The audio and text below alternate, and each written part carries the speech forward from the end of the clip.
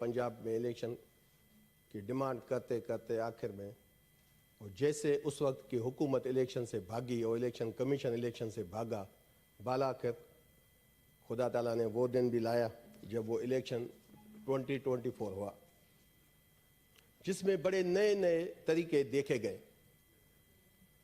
बाकी तो इलेक्शन से पहले थे, लेकिन इलेक्शन में आपने देखा कि नॉमिनेशन पेपर फाइल करना, जब मेंबर गए तो उससे छीनना, प्रोपोजर सेकेंडर को अगवा करना, उसके बाद नॉमिनेशन पेपर जो रिजेक्ट करना, बल्ले का निशान वापस लेना, एक लीडर को 3 दिन लगातार 24 घंटे कोर्टों को चला के सजाएं देना, उसके बावजूद भी जो इलेक्शन हुआ कम से कम उसकी तो लाज रखी जाए।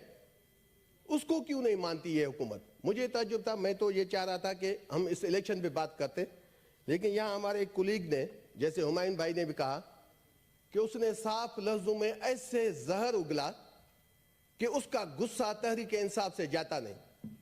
पता नहीं कि तहरीक इंसाफ ने उससे क्या किया, लेकिन मैं समझता हूं कि उसको गुस्सा इस सिस्टम पे था।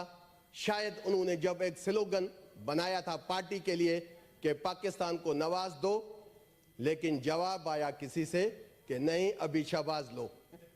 शायद उसको ये गुस्सा है जिसकी वजह से उसकी वो तकलीफ नहीं जाती। वो कहते हैं कि 2018 का इलेक्शन, 70 का इलेक्शन, 1977 के इलेक्शन में भुट्टो साहब को उसके बाद फांसी लग गई, लेकिन आप जब 85 के नॉन पार्टी इलेक्शन में जो ये पार्टी आपकी वजूद में आई थी वो आप भूल गए। वो उस ज़ियाउल हक के 10 साल मार्शला में वजूद में आई थी, ये आपको नहीं भूलना चाहिए कभी भी। आज आप कितने भी इनकलाबी बने, 1985 से आप अपनी जान नहीं छुड़ा सकते, तो लिहाजा आपको याद करना चाहिए। 2018 के इलेक्शन में बड़ी तकलीफ है, तो मैं बस हल्का टच करता देता जा रहा हूं कि 2018 में भी आपको याद करना चाहिए कि अप्रैल 2022 में जब हुकूमत बनी थी, वही 2018 के इलेक्शन के नताइज थे, वही आरटीएस था, उसी आरटीएस में सिंध हुकूमत बनी थी। आप अभी हमें कह रहे हैं कि जी केपी का इलेक्शन 2024, मैं पहले तो ये कहूं कि हमें कोई ऑब्जेक्शन नहीं है। पहले आप जो भी इलेक्शन की ऑडिट करवाएं, स्टार्ट केपी से करें। केपी के NA 1 से लेके 45 तक जहां तक उनकी सीट्स हैं, जो उनकी 115 MPs की सीट्स है, पहले उसका इलेक्शन ऑडिट करवाएं, बाद में आप अपने गिरबान को देखें। आप कहते हैं कि इलेक्शन केपी में इमाम काबा ने नहीं किया, बिल्कुल नहीं करवाया। इमाम अबू हनीफा बिल्कुल नहीं था, लेकिन ये इमाम सिकंदर सुल्तान ने करवाया इलेक्शन, ये भी आपको नॉलेज में होना चाहिए। उस इमाम सिकंदर सुल्तान से दो हिसाब ले, इलेक्शन हो गया, जो इलेक्शन हुआ है उसकी तो लाज कम से कम आप लोग रखें। हम यहां भी, मुझे अफसोस हुआ, कल सारा हाउस उठ के खड़ा हुआ कि भाई इस इलेक्शन की ऑडिट होनी चाहिए, दांधली। और अभी हम यहां हाउस में टोटल 14-15 दोस्त बैठे हैं। ये है हमारी सीरियसनेस इस हाउस की, इस अपर हाउस की, हम कितने अपने मसाइल हल करना चाहते हैं। बात यह है कि जब भी आप कोई भी चीज करें, कम से कम जो चीजें आ गई हैं उस पर तो आगे बढ़े।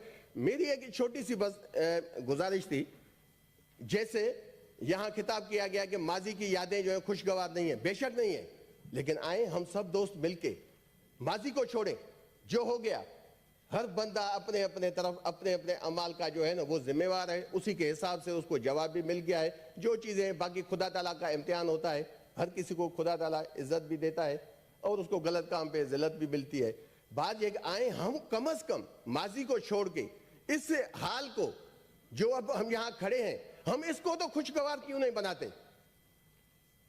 इसको बिला वजह हम आगे मुखालफत, तनकीद बराए तनकीद। मुझे तो ताज्जुब हुआ, अभी असेंबली का सेशन काल नहीं हुआ, अभी से हमारे कुलीग ने अनाउंस कर दिया कि जी आप अपोजिशन में बैठे, केपी को जो है एंजॉय करें। भाई आपको कैसे पता लगा? आप इतने इनकलाबी हैं कि पीपल्स पार्टी की जान नहीं छोड़ रहे। वो पीपल्स पार्टी की नौजवान लीडरशिप जिसने पंजाब में अपनी अभी बुनियादें रखी है, वो पीपल्स पार्टी उससे डर के आपसे इत्तेहाद नहीं कर रही कि कल बिलावल साहब किस तरीके से पंजाब में जाएंगे। आप तो बिलावल साहब तो अपनी सियासत बचा रहा है, लेकिन आप न जाने कौन कौन से प्रेशर उन पे डलवा के आप कहते हैं कि पीपी के सवा हमारी हुकूमत नहीं बनती। आपको तकलीफ है कि मौलाना फजल रहमान, हम क्यों मिले हम उनसे? भाई मौलाना साहब कहते हैं कि मुझ जैसे मुतदिल शख्स को नून लीग ने नाराज किया है। तो हम न जाएं उनके जख्मों पे मरहम रखने? हम तो उसकी गए हैं उसके पास, हम उसके साथ सिंपैथी दिखाने गए, क्यों नहीं जाएंगे? डायलॉग का रास्ता बंद नहीं होना चाहिए। माजी में हुआ है, बहुत हो गया। हमें आगे अगर बढ़ना है, इस हाउस को आगे सबको साथ लेके चलना चाहिए। मैं काफी चीजें हैं, काफी दोस्तों की जो है ना वो बातें हैं, सिंपल सी चीज है। पाकिस्तान के टोटल जो है 2 चीजें हैं। अगर हम यहां इस हाउस में, चेयरमैन साहब आपको पता है कि बड़ी बड़ी जो है यहां से रेजोल्यूशन पास हुई है। अगर 2 बंदा बैठा है फिर भी रेजोल्यूशन पास हो गई है। और यकीन तो ये बड़ा मौजज़ा हो गया है कि इस हाउस की रेजोल्यूशन के बावजूद इमाम इलेक्शन सिकंदर सुल्तान ने इलेक्शन करवाए हैं। यहां रेजोल्यूशन गई थी, आपको पता है 5-6 लोग बैठे थे कि इलेक्शन ना हो।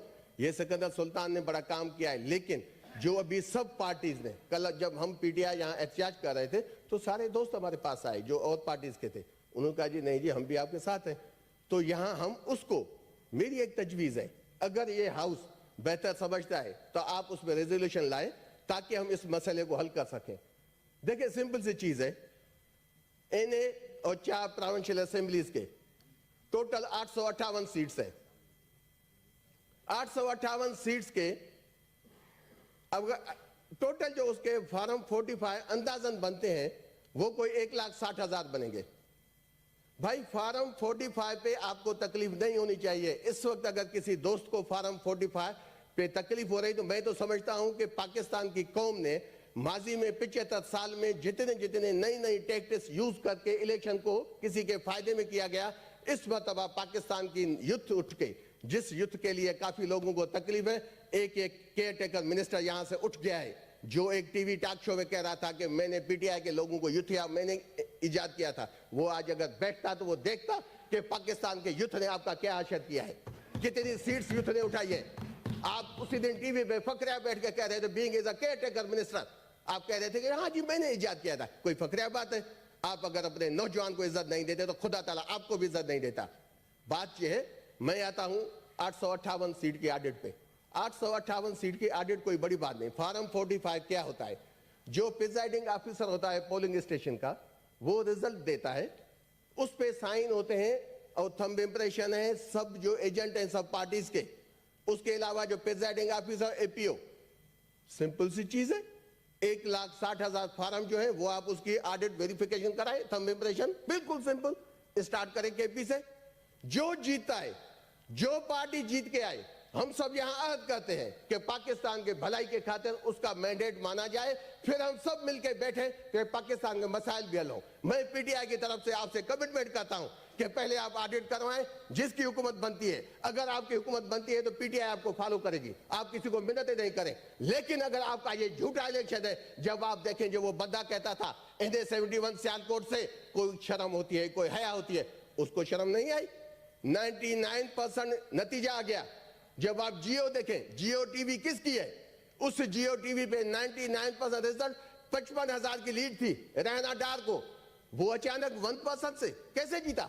अगर 300 पोलिंग स्टेशन एवरेज है एनए पे तो 1% का मकसद है 3 पोलिंग स्टेशन। ये कौन सी 3 पोलिंग स्टेशन हो सकती हैं जिसमें 55,000 से ज्यादा वोट था और उसको, जिसको कभी शर्म नहीं आई, जिसको कभी हया नहीं आई, वो लोगों को एथिक्स सिखाता है, वो हमारी लेडीज को गालियां देता है, इस वक्त कह रहा है कि जी अभी हमें इससे छोड़ना चाहिए।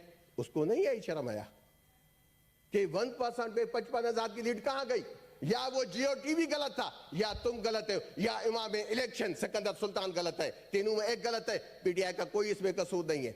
ऐसे अगर आप इलेक्शन जीतोगे, आप आ जाए जो केपी का इलेक्शन है एनए 15, ओ भाई मौलवी किफायतुल्लाह साहब कहता है, क्योंकि देखें चेयरमैन साहब एक बड़ी आसान सी चीज है, हाँ हम आंखें बंद करके बैठे फिर तो नहीं माना और चीज है मौलवी, क्योंकि जब आप कोई भी इलेक्शन हो तो उस पर आपको पता है तो उस पर मुख्तलिफ कैंडिडेट होते हैं, उसमें एक बंदा नहीं होता, 2 नहीं होते कि नून लीग और पीटीआई के सिवा कोई बंदा नहीं था। 8 उम्मीदवार हैं।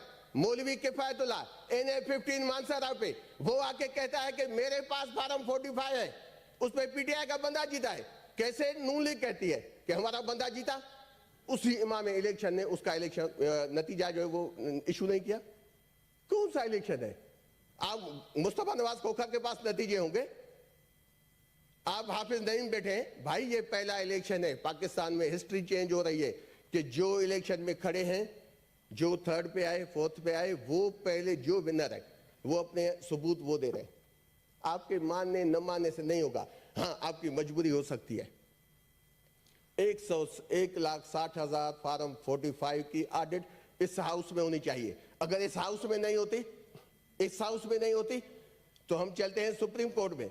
वो काजी साहब, चीफ जस्टिस ऑफ पाकिस्तान, वैसे भी वहां लाइव होती है ना, आए काजी साहब दरबार लगाएं, 1,60,000 फॉर्म 45 की वेरिफिकेशन करवाएं, जो पार्टी जीती है वहां ऐलान करें। वैसे भी आपके पास लाइव होता है, वैसे भी आप 12 बजे तक आप अपनी कोर्ट खोलते हैं, तो ये भी काम हो जाए ताकि वंस इस इलेक्शन में इस पाकिस्तान के अवाम को हकायक सामने आ जाए, ताकि माजी में 75 साल में क्या होता रहा है पाकिस्तान के साथ, कौन कितना जमहूरी लीडर था, कौन है, कौन आगे है जो इस सिस्टम को आगे नकेल डालना चाहता है, तो वो पता लग जाएगा।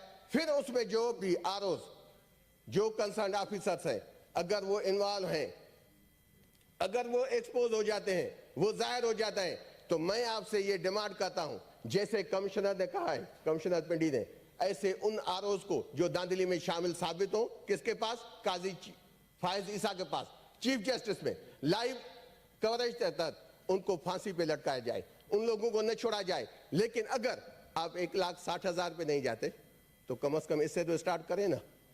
जो पिंडी के कमिश्नर ने कहा है यहां क्या है, 13 एमएनए की सीट्स है, अगर 300 पोलिंग स्टेशन हो तो राउंड अबाउट आपके 4,000 फॉर्म 45 बनते हैं। अगर 1,60,000 पे नहीं जाते तो इससे स्टार्ट कर लें, यहां से पता लग जाएगा। अगर 4,000 फॉर्म तो कोई बात ही नहीं है, यहां 2 दिन में हो जाने हैं वेरिफिकेशन, तो आप उस पे आ जाए ना। मैं नून लीग को सलाम करता हूं, मैं उस उस्ताद को सलाम करता हूं, उस कुलीग को सलाम करता हूं जिसने ऐसे स्लोगन 7 फरवरी के न्यूज़पेपर में आपने देखा, पाकिस्तान को नवाज दो, पाकिस्तान को नवाज दो। क्यों पाकिस्तान में कोई, पाकिस्तान को किसी ने नहीं नवाजा पहले? पाकिस्तान को बहुत नवाजा गया है, इसी नवाज को भी पहले नवाजा गया है। तो पाकिस्तान के अवाम ने बताया कि नहीं, हमें नहीं चाहिए।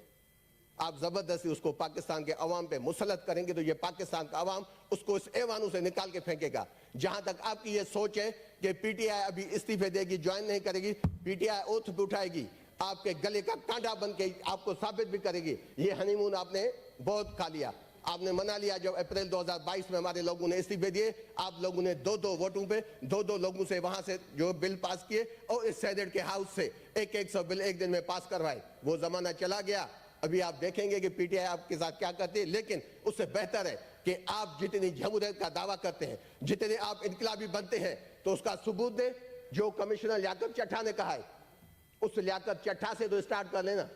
मैं ये ऐलान करता हूं, मैंने अपनी पार्टी से भी नहीं पूछा, डॉक्टर हुमायूं मोहम्मद साहब हमारी ये कमेटी के मेंबर बेनेगो से, मैं ऐलान करता हूं, अगर पिंडी के इलेक्शन में आप जीते, हमारी पूरी पार्टी पाकिस्तान से जो भी ऑब्जेक्शन हम विड्रा कर लेंगे। लेकिन अगर आप हार गए तो आपको हमेशा इलेक्शन को छोड़ देना चाहिए। आप कभी भी पाकिस्तान का अवाम के साथ ये मजाक न करें। आए यहाँ लिख के, चेयरमैन साहब बैठे यहाँ बैठ के कहते हैं कुरान शरीफ मंगवाएं, उस पर हाथ रखते हैं, मैं अपनी पार्टी के पास जाऊंगा। आए अवाम तो देखे, पूरा लाहौर आप हार गए हैं, बच्चियों को आप जेलों में डाल के आप बैठे, ये ऐसी बातें यहाँ कहते हमें न समझाएं। बहुत सारी चीजें हो गई है। खुदारा अगर आप वाकई पाकिस्तान के मसाइल चाहते हैं कि मसाइले हल हो, हम सब मिल बैठ के करने को तैयार हैं, लेकिन इसकी ऑडिट सुप्रीम कोर्ट में होनी चाहिए। जो जीते उसकी अनाउंसमेंट यहां से होनी चाहिए। थैंक यू जी चेयरमैन। थैंक यू जी। जी सेनेटर आबदा अजीम साहिबा।